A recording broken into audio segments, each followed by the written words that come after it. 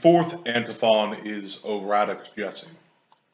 O come, thou rod of Jesse's stem, from every foe deliver them that trust thy mighty power to save, and give them victory o'er the grave. The biblical references begin for this antiphon from Isaiah chapter 11, verses 1 and 10. A shoot shall come out of the stock of Jesse, and a branch shall grow out of his roots. And on that day the root of Jesse shall stand as a signal to the peoples. The nation shall inquire of him, and his dwelling shall be glorious.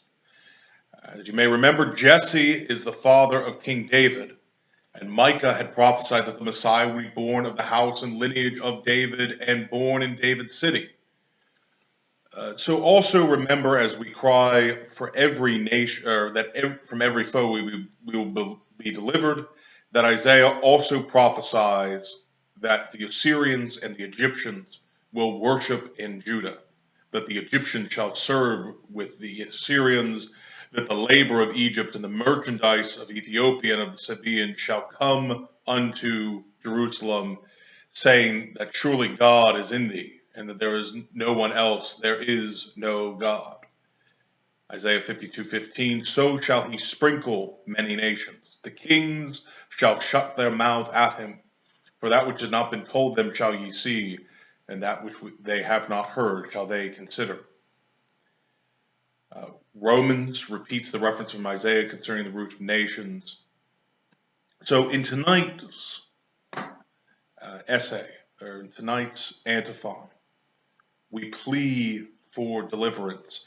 Every night of this antiphon series, we've asked God for rescue from our enemies, both earthly foes and the ultimate foe of death. We ask that he will save those that trust in his power. So this isn't a general sense of save us because we are X, except that X be the power of the cross. Save those who trust the cross, whomever they may be. And in our own evening office, every night, lighten our darkness, O Lord, is the prayer, the third collect. We're not asking for a perpetual daylight savings time, but we're asking that his light will continually shine upon us and that we may rest with him. Specific to this antiphon, this verse of the hymn, Rod of Jesse stem has two senses. The first is very obvious, the most direct gardening sense. Jesse was a seed, and Jesus will flower out of him. We usually speak of Jesus as the son of David, but there is a sense in which he is Jesse's son as well. And I bring that up because remember the events described in 1 Samuel. Jesse tried to ignore David. All the sons of Jesse were invited to a feast with the great prophet Samuel, except David, who was out on sheep duty in the field. God caused all of Jesse's sons to pass before Samuel, revealing David as the true heir. Jesse was promised that one of his sons was going to be king, so he brings forth his eldest, and Samuel is very impressed. Goes down all the way until Jesse has to admit that he's held something back from God. A servant goes and gets David, and we have the foundation of the true Israelite monarchy. Service to the King of Kings comes often in very unexpected ways. So the rod of Jesse's stem in the gardening sense. The second sense is the rod of rulership. Think of ancient kings holding scepters. They are tokens of judgment. The scepter is a stick, a blunt sword for beating the wicked, for administrating punishment.